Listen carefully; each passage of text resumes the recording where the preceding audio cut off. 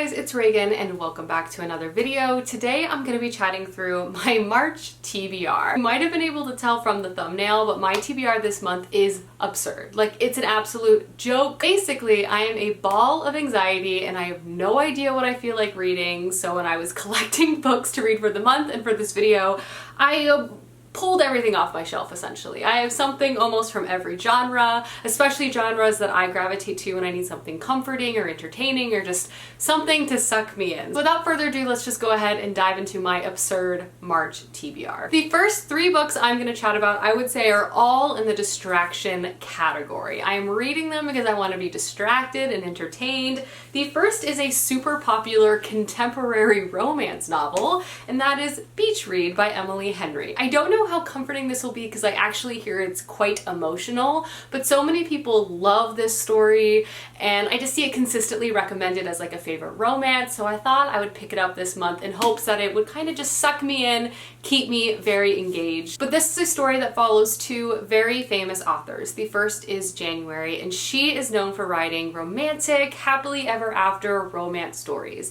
The other is Augustus, who is an acclaimed literary fiction novel who basically always kills off his entire cast. Essentially, to boil it down, they are polar opposites, and the only thing they have in common is that they've both rented a beach house for the summer next door to each other because they're both having like writer's block and they're hoping they'll find inspiration at the beach. In hopes of breaking out of each of their ruts, they basically make an agreement that they will attempt to write the other's preferred genre. And so begins the story, Beach Read. I hear this is romantic and charming and full of heart and emotion. I'm hoping it's a quick read, and I don't know, I've just been craving something a little contemporary, so I finally decided to pull this off my shelf, and I'm looking forward to sharing what I think with you guys. Next up, I have a classic whodunit style mystery story, which again, I just adore to read, and that is The Maid by Nita Prose. This is a recent release, and I've just been buzzing to read it ever since I've gotten it in my hands. This basically follows our main character, Molly, and she is a maid at a very famous, rich hotel. And Molly is a little different than everyone else. She kind of struggles with social skills. She has a hard time reading other people's emotions, which is why she really enjoys her job as a maid, as it's orderly and clean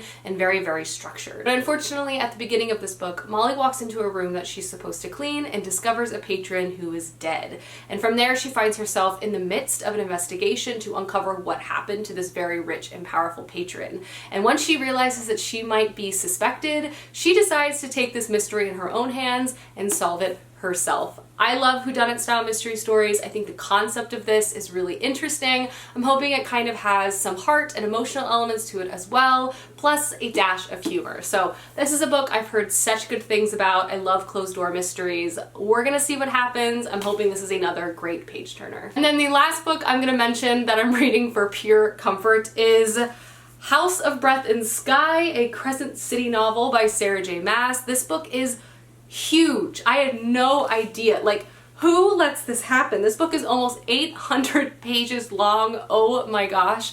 And the interesting thing about this book, which is book 2 to the Crescent City Urban Fantasy series, is that I've seen really mixed reactions, especially from people that I know who enjoy these books. So I'm very curious to see where I'm gonna stand. I've seen some people who I trust review-wise who have loved it. I have people that I trust review-wise that hate it. So we're just gonna see where I fall along those categories. Nonetheless, I'm hoping that this is gripping and just addicting and will keep me from thinking about my own life. So here we go. But if you're not familiar, this is an adult urban fantasy story that follows our main character who basically finds herself involved in an investigation in hopes of solving the tragic loss of all of her friends. This is set in a world called Crescent City, which is an urban fantasy city setting that essentially has different neighborhoods controlled by different creatures, from vampires to angels. And as our main character gets involved in this investigation, she is working with an angel investigator, and there's a lot of will they, won't they. It's cheesy, but fun and rather addicting. So I'm curious to see how book 2 is going to play out. I've heard all sorts of things, and I'm very curious to see where I will land myself. Next 2 books I picked out are for the Readathon, which is happening this month and is being hosted by Monica and Chloe. I will leave their announcement videos down below. I participated last year. This year I don't have quite the amount of bandwidth to do a full readathon, but I wanted to pick out 2 books by Korean authors that I had on my shelf that I've been wanting to read along this month at some point. The first is If I Had Your Face by Frances Cha. This is on my top books I want to read this year, and I thought this month would be a perfect time to get to this. But this is a riveting and powerful contemporary story set in modern day Seoul, and we follow 4 different perspectives of women who kind of live with or around each other in the same complex. It dissects things like beauty standards and gender roles, as well as just overall sexism that exists within Korea as well as the world at large.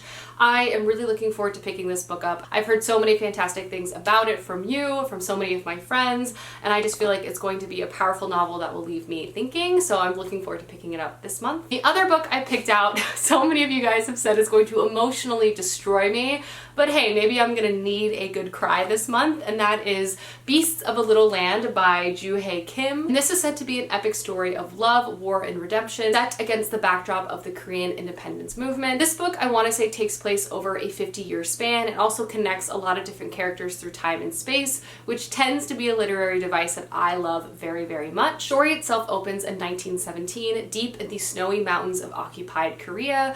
There we follow a hunter who stumbles upon an injured Japanese soldier, and instead of killing him, he helps him. And in this instant, their fates become connected, and so begins a story that unfolds over the next 50 years. In the aftermath of this, a family sells their young daughter Jade to a courtesan school, an act of desperation that will leave Jade in the lowest echelon of society for the rest of her life. There she befriends a young orphan boy who survives by begging for scraps on the street. And as they come of age, this young boy becomes involved in the revolutionary movement, and Jade herself becomes such a sought-after beauty that she might be able to move up in society itself. And soon, Jade must decide if she is willing to risk everything for someone who would do the same for her. And honestly, everything about that synopsis calls out to me. It sounds romantic, it sounds emotional, and I also really like that it has such a political element to it as well. I've heard really great things about this, so I added it to my TBR this month, and we will see if it makes me sob my eyes out like many people say it will. The next book on my TBR is a continuation of a series I started last month, and that is Tristan Strong Destroys the World by Kwame Mabalia. I read the first book, Tristan Strong Punches a Hole in the Sky, last month and absolutely adored it. I thought it was an incredible first book to a new middle grade trilogy, just full of magic and adventure and characters to root for. It was so well written and so engaging. I loved it so much, so I thought, you know, let's put book 2 on the list and see where Tristan takes us next. But if you're not familiar, Tristan Strong Punches a Hole in the Sky follows our main character Tristan. And at the beginning of book 1, he is feeling anything but strong due to the tragic passing of his best friend, which Tristan blames himself for. In hopes of giving Tristan some space to begin grieving this incredible loss, his family has decided to send Tristan to spend the summer with his grandparents down in Alabama on their farm. However, night 1 of staying there, a strange creature appears in his window and steals an item that is the last thing he has from his best friend. So he chases the creature in the night and accidentally punches a hole in the sky, which sort of creates a portal to another world, and Tristan basically finds himself in the midst of a conflict that has left the Black American gods exhausted, and from there, adventure and chaos ensues. I loved the first one so much. It's full of magic and storytelling, as well as so much incredible character growth with Tristan, so much discussion about emotions and grief and loss. I loved it, and I'm really looking forward to see what Tristan gets up to in book 2. It's just such a clever series, and I really enjoyed it. And the last chunk of books I have added to my TBR all have to do with fantasy vibes, either some high fantasy series I want to start or continue, or some really lyrical, beautiful fantasy stories that I just always love so much. The first book is The Dragon Keeper by Robin Hobb. This is book 1 of the Rain Wild Chronicles, which is the quartet of books I want to finish this year. Obviously, I have read a lot of Robin Hobb, and I've basically been challenging myself to read one series a year until I am sadly caught up. So I'm on the Rain Wild Chronicles for this year. So it's time that I pick up book 1. I'm really looking forward to this because we're going to be kind of back in another geographical area that we are present in for the Live Ship Trader trilogy. And I absolutely loved that world and kind of learning more about a lot of the past and the history of that particular area really makes me excited. And I'm hoping to also run into some of my favorite characters from previous books and fall in love with new characters. I love Robin Hobb's writing. I feel like her fantasy writing is some of the best ever. Her characterizations, her character arcs, I love them so much. So I'm really looking forward to picking this up, and I feel like I will fly through this. Next, I have a dark lyrical historical fantasy story. That is The Witch's Heart by Genevieve Gornichek. I want to read this before it gets too warm because it feels like the perfect sort of cold weather story. And honestly, I always just read the synopsis of this because it just sounds amazing. It says, when a banished witch falls in love with the legendary trickster Loki, she risks the wrath of the gods in this moving, subversive debut novel that reimagines Norse mythology. I mean, say no more. Witches and Loki and mythology. I can't wait. I just feel like I'm gonna really enjoy this book. It sounds right up my alley and just full of all of the things I love. So I'm excited for this as well. Next up is a continuation of a series that I honestly can't believe I haven't gotten to this book yet, so it was a must add for this month, and that is The Bone Shard Emperor by Andrea Stewart. This of course is book 2, the first one being The Bone Shard Daughter, which I read 2 years ago now and really liked. It was a first book to a new fantasy series. It was a debut and I thought it had so much promise, and I'm looking forward to see how the world continues to expand in the next installment.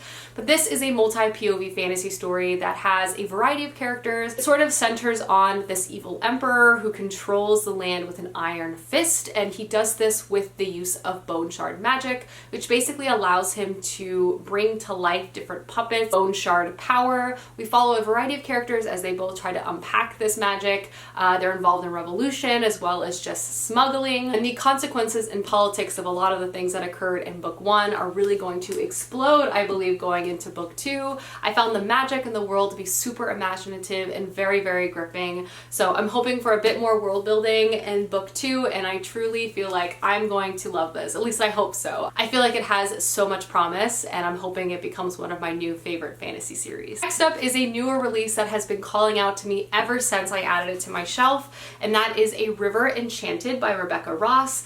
This is just one of those weird fantasy books that I just feel like I'm going to love again. The synopsis is vague and strange. It sounds like it's going to be lyrical and full of metaphor and flowery writing. Just another scenario in which it's just full vibes for me. This follows our main character Jack, and he was sent away from the island that he grew up on to the mainland to become a bard. But at the beginning of the story, he received a letter to return back home, and he has just taken the perilous journey through dark waters to get there. He was summoned to come back home because something strange is occurring on the island, and that is a bunch of young girls are going missing. And now he must work with his childhood arch nemesis. One is a bard and one is an heiress, and now they must try to uncover what is going on this magical and mythical island. This sounds like it kind of has the components of a mystery thriller, but how it's set up, it also feels like a story of lore. The sort of origin mythos tale that tends to be the backbone of a lot of fantasy books that are like told within fantasy books, if that makes sense. I'm also really intrigued by having a bard main character, so I'm hoping storytelling is a large component of this story as well. I just want something a little weird. I want something to enchant me, if you will, and I just feel like this could possibly be exactly what the doctor ordered. So time will tell. Speaking of weird fantasy, I also have more due on my TBR as well, and this sounds even more bizarre than A River Enchanted in all of the best ways. The tagline of the story is, God is dead, his corpse is hidden in the catacombs beneath Mordu. This follows our main character Nathan, and his family sells him off to a very mysterious and powerful individual called the Master. The Master has a lot of magical might, and he basically achieves this by feeding off the corpse of God. But Nathan is not one to be counted out, and he actually has power himself, and as his power begins to grow, the Master begins to scheme against him. So we follow Nathan as he basically has to overcome vendettas and trials in the city in which God was murdered and where darkness reigns. But this just sounds oddly delightful, and I feel like has the potential to be like one of those classic fantasy stories, you know, like one of those weird tales following a protagonist through insurmountable odds that have very strange like atmosphere around it, thinking like Philip Pullman or some of the authors I read growing up, but we shall see. I really hope I love this. It seems to have a lot of trappings of things I do enjoy. I also want to check out the audiobook because I'm hoping this would be a good, I don't know, like auditory experience, if you will. So This is also on my TBR. Then the last book that is on my clearly impossible to read all of these books TBR is Velvet Was the Night by Silvia Morano Garcia. Another author I love so much. Her writing, her characters, her settings have just swept me away in other books I've picked up by her, and I feel like this one just sounds really, really intriguing as it's kind of a noir style story, a slow burn, intense thriller, if you will. This is a story set in the 1970s in Mexico City and basically follows two very unlikely individuals as they come together in their desperate search for one missing woman. One of those characters is a young woman who lives a very reclusive, quiet life, and she's basically become kind of obsessed with one of her neighbors who is this beautiful, eccentric artist. So when she goes missing, she decides to dig a little bit deeper into her secret life and becomes enveloped very, very quickly. And the other main character we follow is an eccentric criminal who longs to escape his current life. He loathes violence, he doesn't want to be involved in the circles he currently is, but he was hired to try to locate this missing woman. And so begins the crash course of bringing our two main characters together, as well as the beginning of the slow burn that is this noir style story. And I just feel like the atmosphere, the vibes of this are going to be impeccable. I love Silvia Morano Garcia's writing, and I can't wait to pick this up as well. Alrighty guys, that is my March TBR. Let me know down below some books you hope to get to this month, as I would love to know. Anyway, I will see you guys soon with another video soon. Goodbye!